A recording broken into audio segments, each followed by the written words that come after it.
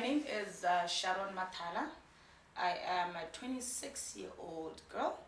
My dad comes from the southern side of Botswana. My mom comes from the northern side of Botswana. So I've actually basically been raised by, both ends of the family.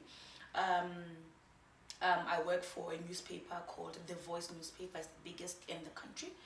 I've been working for 7 years now. I've worked for 3 different newspapers, and I think I've had quite the illustrious career. My journey started with ECHO, and how I started working with ECHO really was I was still in school. I was still doing my university modeling Queen, and I felt the urge to learn before I could actually graduate and then start looking for work the normal way. So I approached the editor then, which was Re Godfrey Khanezam, and I told him that, I haven't written and nor have I worked anywhere in my entire life, but I was interested in writing for him. And he was like, no, but we don't need anyone at the moment. But I just started, I got his email, and then I kept writing and writing for them. And it happened that one day, the guy that was doing their lifestyle section was not well, and I had already put out material, and then the editor called me and said, "Where are you, Sharon?" I'm like, "I'm somewhere around your office." And it's like, "You know what? Your deadline is in the next 2 hours. Can you please write something for me?" And I did, and he was impressed. And that's just how I started with ECHO. I wasn't getting anything at the time. I was not getting any salary or allowance or whatsoever. But for me, that was enough because I was getting the exposure and the experience that I needed, when I eventually graduate. So I think I went on with ECHO for like 2 years. Yeah, so whilst I was doing that and juggling work with school, the biggest private newspaper, which was then a daily private newspaper, called me up, and the editor called me up and said, "You know what, Sharon, please come to my office, let's talk," right? I went up to his office, and he was interested, but the only problem is he could not hire me because I still had a contract with the government, with school. You in Botswana, there's this thing that you can't hire permanently somebody who's still contracted to government through the tertiary education. So it's like, okay, you know what, I still want to nurture your talent anyway, so please freelance for us up until you are done with your school. So it was really tough juggling school and work, but I knew what I wanted to do, and eventually I was done with my school. I went for attachment called Million Garden in South Africa, where now I was learning how to do investigative journalism, because that is where I had the passion. So I went for attachment when I got Million Guardian, but I was there at Million Guardian, and I eventually came back to Michi. And I had never written any tabloid material kind of stuff in my life for the past 5 years that I was working. But I was like, okay, maybe there's a challenge that I should take. Maybe I should go test the waters with this tabloid newspaper called The Voice newspaper, Botswana.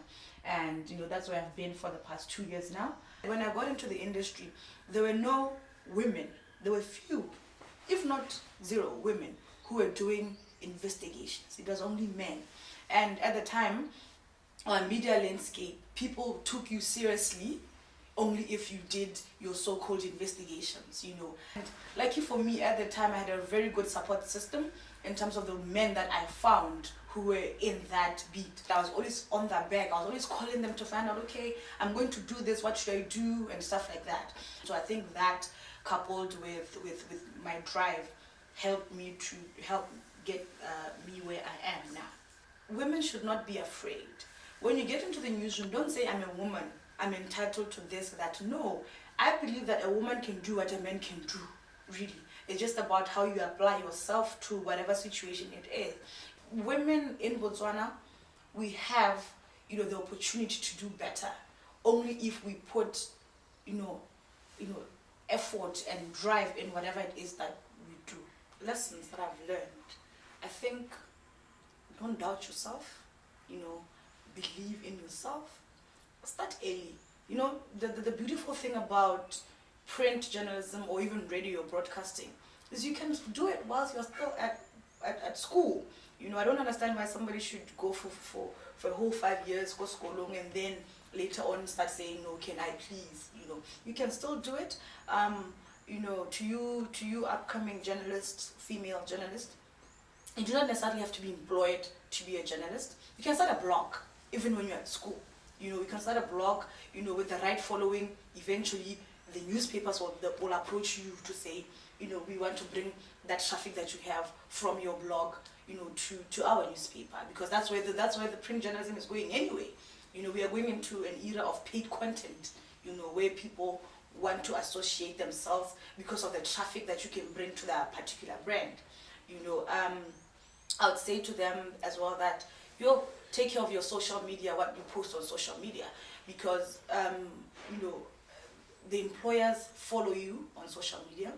Coupled with that, talent as well, it's something that I would say they should invest in.